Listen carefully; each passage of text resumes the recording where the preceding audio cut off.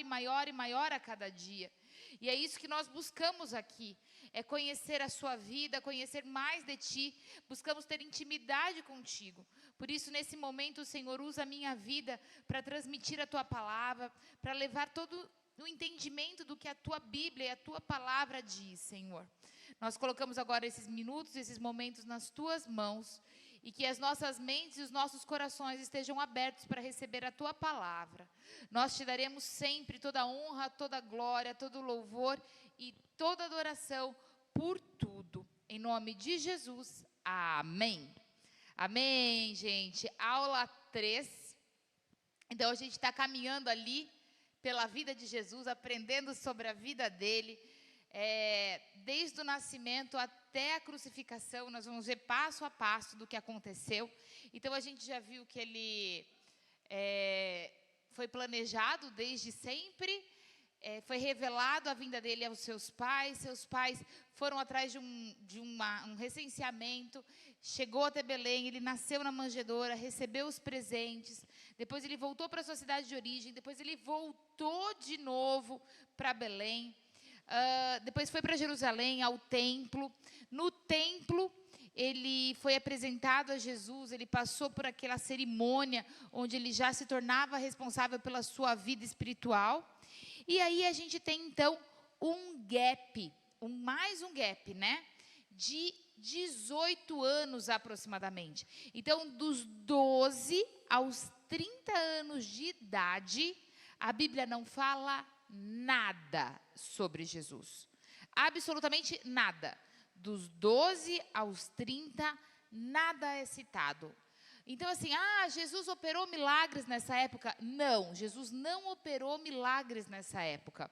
Dos 12 aos 30 anos, Jesus estava crescendo e amadurecendo espiritualmente. Então, ele foi evoluindo. Então, será que ele trabalhou como carpinteiro? Provavelmente, porque era o ofício do seu pai. Mas ele foi crescendo nesse período, então, e nesse gap que não se fala nada sobre Jesus nesse período. E se passa isso. E aí a gente vai lá, lembrando, gente, que tudo sobre a vida de Jesus, tudo que a gente vai discorrer nesse estudo, está em todos os evangelhos, né? Às vezes está em Marcos, às vezes está em Mateus, às vezes está em Lucas, mas assim, narrado de formas diferentes, mas descrito em todos esses evangelhos, tá joia?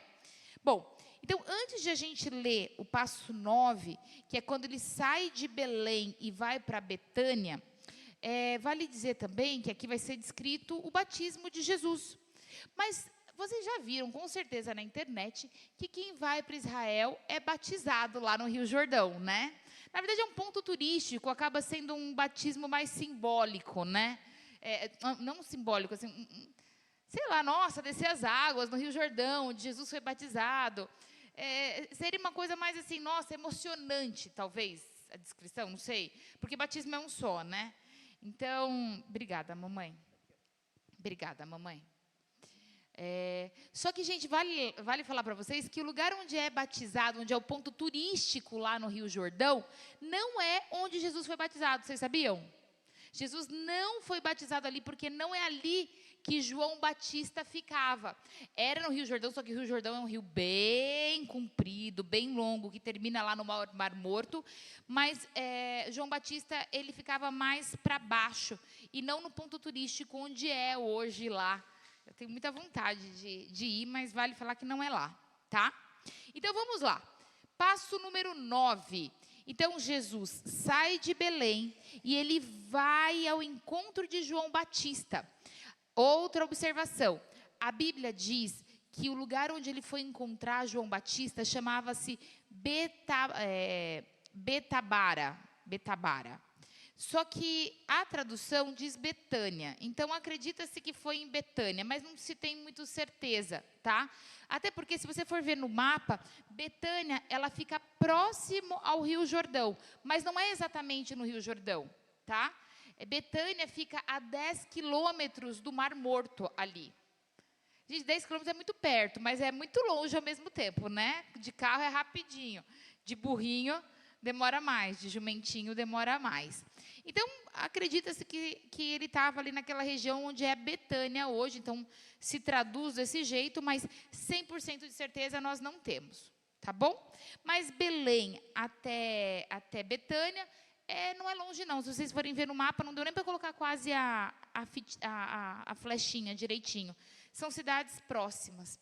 E aí, a Bíblia fala que João Batista pregava o evangelho ali, discipulava, fazia discípulos e levava as pessoas ao arrependimento. Antes de a gente ler também, eu quero dizer uma coisa. Na época de João Batista, o batismo ele tinha um efeito diferente do que é hoje, tá? O batismo na época era para arrependimento. Então assim, poxa vida, eu estou cheio de pecados, eu estou arrependido. Dessas águas você vai ganhar a salvação. Então era para arrependimento. E não hoje. Hoje a gente desce as águas para quê? Para mostrar ao mundo a nova criatura, para mostrar ao mundo que a gente tomou a decisão. Então, antes a gente toma a decisão de arrependimento, não é verdade? A gente levanta a nossa mão, a gente vem aqui na frente, a gente fala, Senhor, eu te recebo como meu Senhor, como meu Salvador, né? Eu me arrependo e tal. Nossa, que legal. Isso você teve uma mudança interna dentro de você. E aí você desce as águas para mostrar ao mundo que essa mudança aconteceu, que esse arrependimento aconteceu. Então, naquela época era diferente. Você descia as águas para mostrar o seu arrependimento, para ser perdoado dos seus pecados, tá? Então, vamos lá. Mateus 3, de 13 a 17. Então veio Jesus da Galileia ter com João, aqui é o João Batista, tá? Junto ao rio Jordão, para ser batizado por ele. Mas João opunha-se, lhe dizendo, eu careço de ser batizado por ti, e vens tu a mim? Então quer dizer o quê? Jesus saiu lá da Galileia e foi lá encontrar João Batista no Rio Jordão. Quando ele chega lá no Rio Jordão, João Batista fica meio abobado. Jesus, eu não vou te batizar, não.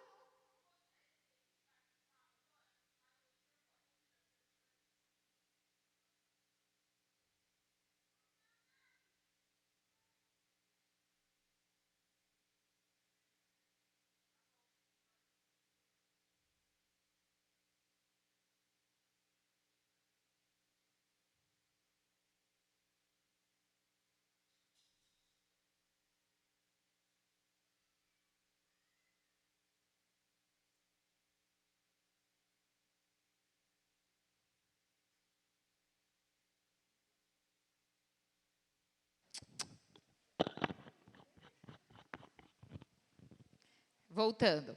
Então, Jesus chega lá e João Batista fala, eu não vou te batizar não, porque quem tem que me batizar é você, Jesus, você que tem que me descer as águas. Jamais eu fazer isso com você. E olha a resposta de Jesus. A resposta de Jesus está no versículo 15 de Mateus 13. De Mateus 3. Jesus, porém, respondendo, lhe disse-lhe, deixa por agora, porque assim nos convém cumprir toda a justiça. Então, ele o permitiu. Então, ele disse o quê? João Batista, tem que ser assim. É para ser assim. E eu estou te autorizando, entre aspas, para você me descer as águas. E vamos lá descer as águas, João Batista, me batiza. E aí, João Batista fez o quê? Então, vamos lá, Jesus, né? Que eu vou te batizar. E sendo Jesus batizado, subiu logo da água, e eis que lhe abriram os céus, e viu o Espírito de Deus descendo como pomba, e vindo sobre ele. E eis que uma voz dos céus dizia, este é o meu Filho amado, em quem me comprazo. Gente, imagina que cena linda. Imagina isso, Rio Jordão. João Batista desce Jesus às águas, e quando ele volta, os céus se abrem, e desce o Espírito Santo sobre a vida de Jesus Cristo. Então, gente, várias coisas a gente aprende com esse texto, várias coisas. Primeiro, por que a gente sabe que Jesus não operou milagres antes dos 30 anos? Porque quando Jesus veio à Terra como homem, ele não tinha mais todo o poder que ele tinha antes. Ele era onipresente? Não, Jesus não podia estar aqui e estar ali ao mesmo tempo. Jesus, ele precisou reaprender as coisas. Ele precisou aprender a comer, a falar, a andar. Ele foi amadurecendo. Provavelmente, quando ele era criança, ele se portava como uma criança, mas já com uma mente provavelmente diferente, mas ele teve que aprender as coisas. Então, ele não era onipotente, ele não era onipresente. Ele não tinha o Espírito Santo. O Espírito Santo encheu a vida dele assim que ele saiu das águas. Então, o Espírito Santo entrou em Jesus Cristo, homem carnal, carne, pele e osso, assim que ele foi batizado. E todos os milagres que Jesus operou, não foi a carne de Jesus, mas foi pelo poder do Espírito Santo que ele recebeu após o batismo. Então, a gente sabe que o batismo foi muito importante, por quê? A gente pode citar várias coisas, mas algumas delas. Por que o batismo, por que ele tinha que ser batizado? Primeiro, para ele ser cheio do Espírito Santo. E a partir dali, começar o ministério dele. Então, foi a partir do batismo que ele recebeu o Espírito Santo e o ministério começou. Ou seja, os milagres, as proezas, tudo começou a partir dali. Por isso que ele tinha que ser batizado. Outra coisa, por que ele tinha que ser batizado? Ele tinha que revelar a sua identidade. O que é isso? Lá, assim que ele batiza, olha o que o versículo 17 fala. Que a voz no céu dizia assim: este é o meu filho amado, em quem me comprazo. Então, Deus está falando, é Ele mesmo o Messias. É Ele mesmo o enviado. Então, assim que ele foi batizado, foi realmente revelado por A mais B mais C, para todos os que estavam ali assistindo, que ele era o Messias. Outra coisa, como exemplo a nós. Nós sabemos que Jesus Cristo, nós temos que seguir os passos dele. Ele foi um exemplo para nós. Então, a gente tem que seguir o que ele fez. E o que ele fez? Ele foi batizado. Outra coisa que a gente pode falar, Jesus nos ensina com essa atitude ser humilde. Ele precisava ser batizado por João Batista? Tinha necessidade disso? Mas mesmo assim, ele se humilhou. Então, o batismo de Jesus, esses poucos versículos aqui, do 13 ao 17, nos deixam uma lição gigantesca, né? De humildade, de arrependimento. Outra coisa, ele tinha que se arrepender de alguma coisa? Jamais, jamais. Mas isso já era um prelúdio de o que ia acontecer. Porque ele pegou sobre ele os nossos pecados e foi morto na cruz. Né? Então, isso já era um prelúdio do que viria, né? O batismo de Jesus. Então, é isso. Bom, então ele está lá, foi batizado, terminou de ser batizado, ele fica ali em Betânia? Não. Automaticamente ele vai lá agora começar realmente o ministério. E para começar o ministério, ele já vai começar de forma hardcore. O que acontece? Lá de onde ele foi batizado, de Betânia, ele é transportado para o deserto, tá? O deserto, gente, da Judéia, ele fica nessa região de Jericó. Lembra da historinha de Jericó? Então, é lá para aquela região, é uma região desértica. Então, a gente acredita que o monte onde ele foi tentado é naquela região ali de Jericó. Que também, se vocês forem ver no mapa, não é muito longe não, tá? É próximo. E lá, ele vai passar os próximos 40 dias em jejum. Vamos ler, então? Também está em Marcos, também está em Lucas, mas a gente vai ver a descrição que está em Mateus 4, de 1 a 11, que eu acho que fica mais fácil. Então, foi conduzido Jesus pelo Espírito ao deserto para ser tentado pelo diabo. E tendo jejuado 40 dias e 40 noites, ele teve fome. Também, gente, ele era pele e osso. Lembra que ele era carne? É claro que depois de jejuar 40 dias e 40 noites, ele vai ter fome. E chegando-se a ele o tentador. Gente, por que ele jejuou 40 dias e 40 noites? 40 noites. É claro que o jejum nos faz crescer espiritualmente, né? Então, a gente mata a carne para crescer em espírito. Mas a gente está muito suscetível quando a gente está com fome. A gente está muito suscetível, não está? Gente, se aparecer, você está 40 dias sem comer. Aparece um Big Mac do teu lado, para você resistir ao Big Mac. Jesus! Tem que ser muita fé, né?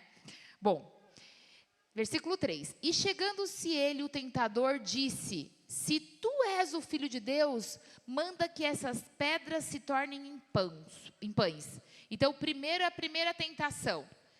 Jesus morrendo de fome. Tem várias pedras ali, Satanás fala, tá com fome, não tá? Você não é o Todo-Poderoso? Você não é o Messias?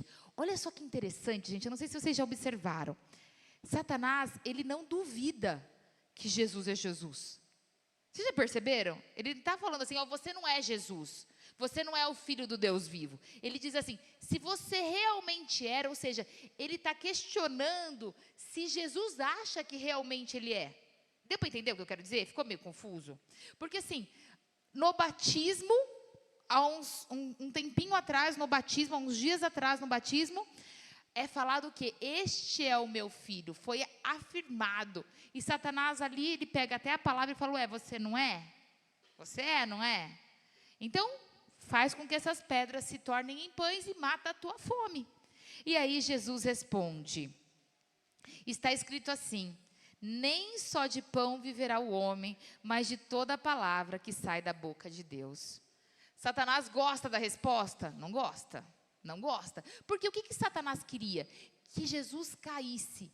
Se Jesus caísse um pouquinho que seja, todo o plano de salvação estaria aniquilado.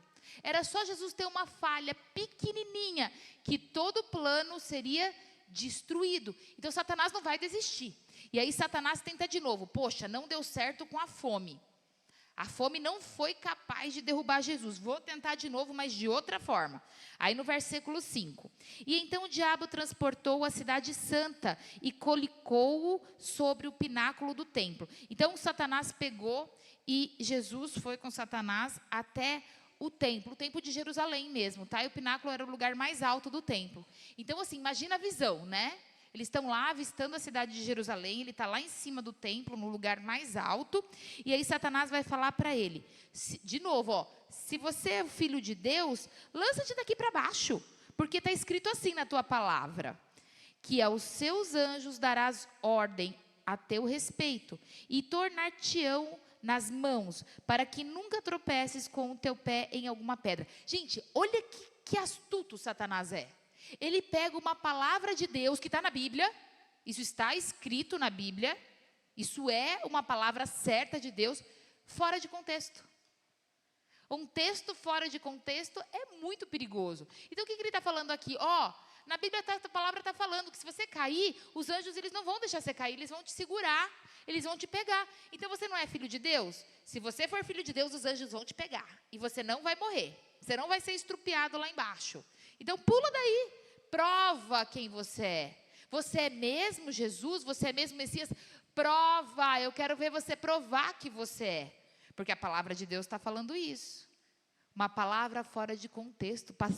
Satanás usando a própria palavra de Deus contra Deus. Não é loucura isso? Gente, o bicho é mentiroso, o bicho é astuto demais. E olha o que Jesus sabiamente responde. Também está escrito, não tentarás o Senhor teu Deus. Ele responde com a própria palavra de Deus. Então, gente, isso está escrito na palavra? Tá. Só que não nesse contexto. Esse texto não está querendo satisfazer um desejo da nossa alma. Então, peraí, se eu quero pular ali, eu quero testar se é mesmo, eu vou pular ali. Não é para o nosso desejo. Vocês entendem o contexto em que isso foi falado? Bom, então foi tentado pela segunda vez. Parou por aí? Não parou por aí. Então ele falou, poxa vida, na alma não consegui pegar esse cara ainda, vou tentar de novo. Versículo 8. Novamente o transportou o diabo a um monte muito alto e mostrou-lhes todos os seus reinos do mundo e a glória deles. E disse assim, tudo isso te darei. É só você prostrar e me adorar. Você está vendo, aí Jesus então foi lá para o monte super alto com Satanás. A visão, né, aquela visão ampla. Você está vendo tudo isso aqui, esses reinos? Ajoelha aí. Só você me adorar um pouquinho. Isso aqui tudo vai ser seu. Olha que proposta, né? Tudo vai ser seu. E aí a resposta. Então disse-lhe Jesus, vai de Satanás daqui, porque está escrito assim, ao Senhor teu Deus adorarás, e só a Ele servirás. Então Jesus é tentado ali 3 vezes. E 3 vezes ele responde com a palavra de Deus. Não a palavra que saiu da cabeça dele, mas o que está escrito. A palavra de vida, a palavra verdadeira. Então o diabo deixa, e eis que chegaram os anjos e o serviram. Ou seja, após a tentação, vêm os anjos e trazem a comida, trazem o alimento, né? Trazem o acalento que Jesus estava precisando naquele momento. Bom, e por que que isso aconteceu? Tudo que está na Bíblia está descrito por um motivo especial. Não existe nada escrito na Bíblia se não for para nos ensinar alguma coisa. E, rapidamente, não é uma mensagem sobre isso, então é rapidinho os tópicos, né? Mas assim, o que que a gente vê? A gente vê que Jesus, sendo Jesus, não deixou de ser tentado. As tentações, não é porque ele era Jesus que ele não seria tentado. Então, você que é carne e osso vai ser tentado. E Jesus, carne e osso, resistiu à tentação. Você, carne e osso, resiste à tentação. E aqui ele ensina como resistir. Como resistir à tentação? Com a palavra de Deus. As 3 vezes ele rebate da mesma forma, com a palavra de Deus. Ah, tem que ir em estudo bíblico? Tem que ir em estudo bíblico. Tem. Estudo bíblico, gente, estudar a palavra. Não estou falando assim, meu estudo aqui, o estudo do Cleito. Eu estou falando estudar a palavra diariamente, se alimentar da palavra de Deus. É necessário. Se você não se alimenta da palavra de Deus, se você não conhece da palavra de Deus, você está suscetível a Satanás. Porque aqui está claro que a única forma que você vence o inimigo é com a palavra de Deus. E se você não conhece a arma, você cai. Então, se você não busca aprender, alguma coisa muito errada tem. Alguma coisa muito errada tem. Se você não está sentado aqui ou estudando na sua casa, assistindo o vídeo depois, alguma coisa muito errada tem. E eu só te digo que você é uma presa muito fácil. Você é uma presa assim facinho, porque você não tem a palavra de Deus dentro de você. Sabe, às vezes eu falo, Fernanda, eu tenho uma dificuldade muito grande de falar onde está escrito. Sabe, em que livro que está. Os evangelhos, Mateus, Marcos, Lucas, João, eu já li 400 vezes. Eu tenho uma dificuldade de falar em, assim, por exemplo, minha mãe sabe decor. Ah, esse aqui descreve Jesus de uma forma, esse aqui descreve Jesus. Eu nunca sei quem que é quem. Sabe assim, tipo assim, nunca sei. Eu posso ler 400, eu não vou decorar. Mas não interessa, não é isso que vale, é a essência. É a essência. Você sabe o que está escrito ali. Você pode não saber os detalhes, mas você sabe o conteúdo. Entende?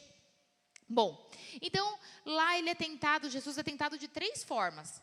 Corpo, alma e espírito. No corpo, ele estava com fome. Então, Satanás usa a fome para tentar. Então, ele tenta atacar o corpo. Consegue? Não consegue. Aí, ele tenta na alma. Você tem que se afirmar como Messias. Você tem que se afirmar como Salvador. Não consegue chegar na alma também, porque Jesus usa a palavra para rebater. E no espírito, né? Por que no espírito, no mundo espiritual? Porque ele pede para ser adorado, ele pede para que Jesus o adore. E ele fala, adoração só ao meu Pai, a Deus. Então, na parte espiritual, também Satanás perdeu. Então, é isso. Está escrito, não vencemos o diabo se não for através da palavra de Deus. Amém? Então, Jesus passou por angústias, tentações e aflições e venceu todas as coisas. E se ele passou angústias, tentações e aflições, bem-vindo, vocês vão passar também. Mas vocês vão, com a ajuda da palavra de Deus, resistir a isso. Vamos lá. Passo 11, acabando. Então, ele está lá no deserto, foi tentado, acabou a tentação. Para onde ele vai? Ele volta para Betânia, tá? Para Betabara. É Betabara, que se traduz hoje como sendo Betânia. Então, ele volta para o lugar onde ele foi batizado, tá bom? Então, voltou para lá, e lá está descrito em João 1, 29 e 42. Inclusive, no primeiro passo que a gente viu hoje, que é o passo, esqueci o passo número 9, que é o do batismo, eu não escrevi esses versículos aqui, porque eu queria falar do versículo 32 e 33 de João 1, mas eu não escrevi lá porque estava aqui.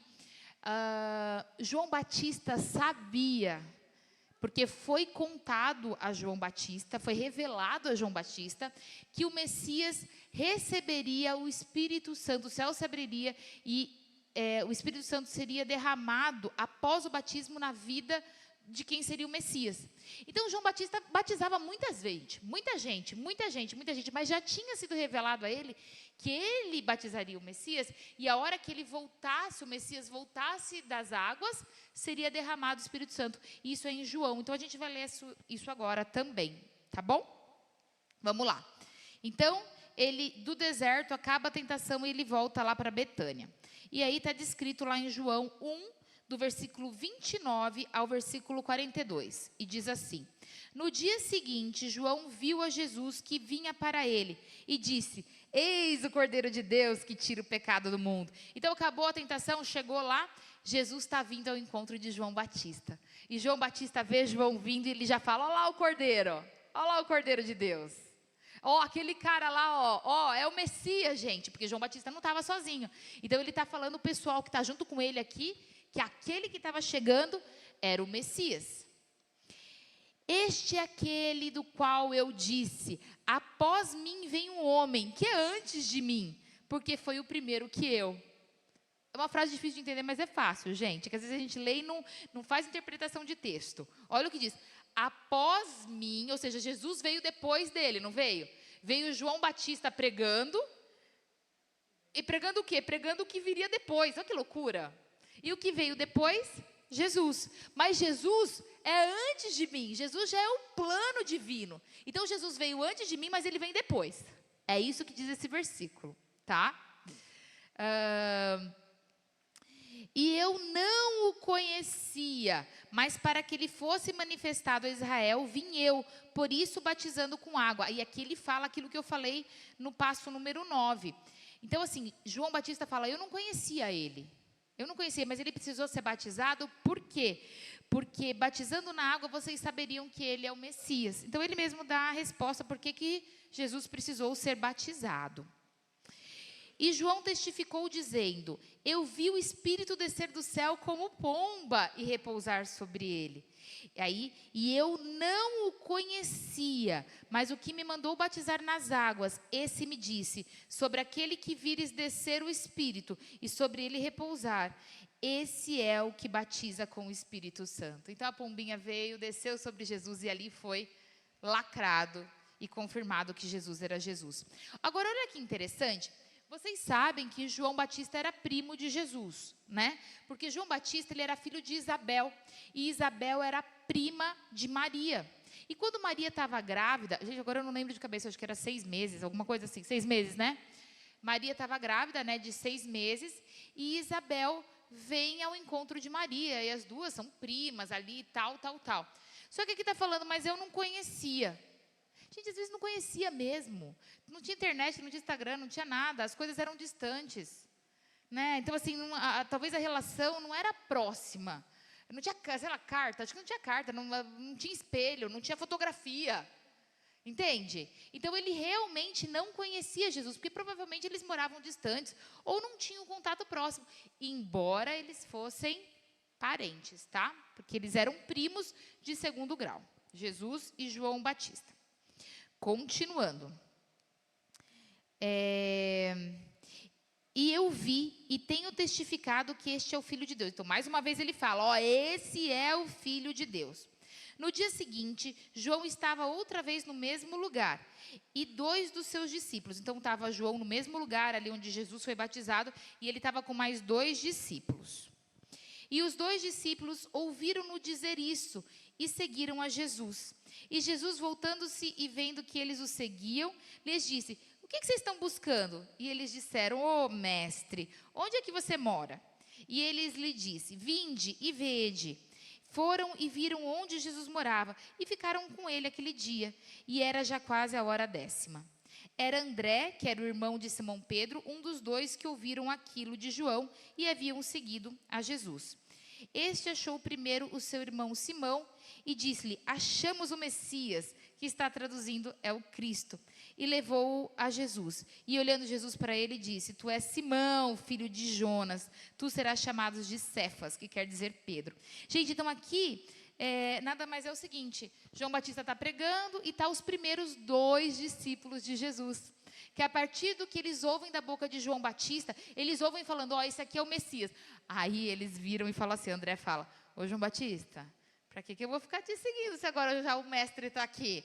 Eu não vou mais te seguir, não. Eu vou atrás do mestre. E aí o mestre pergunta para eles, ué, mas vocês estão me seguindo? Por que vocês estão me seguindo? Quem estava seguindo, então? André e Simão, que seria Pedro depois, né? Seria trocado o nome para Pedro. Não, Jesus amado. Tu serás chamado Cefas, que quer dizer Pedro. Então, ele muda de nome. Então, olha, Jesus já está profetizando que ia ter a troca de nome, né? Bom, então, André começa a seguir Jesus, né? Os dois começam a seguir Jesus, e Jesus percebe que eles estão seguindo. Aí ele fala, mas por que vocês estão me seguindo? Aí ele, mestre, a gente quer ficar com você. Onde é que você mora? Deixa a gente chegar junto, né? Deixa a gente andar junto, caminhar junto. E aí ele fala, vamos lá que eu vou te mostrar e tudo mais. E aí começa a caminhada e o início do discipulado de Jesus Cristo. Então ele já está com 2 discípulos aqui logo depois de ser tentado no deserto. Amém? Então é isso, semana que vem continuamos para o passo 12. Gente, são 72 passos, tá? Coisa pouca, né?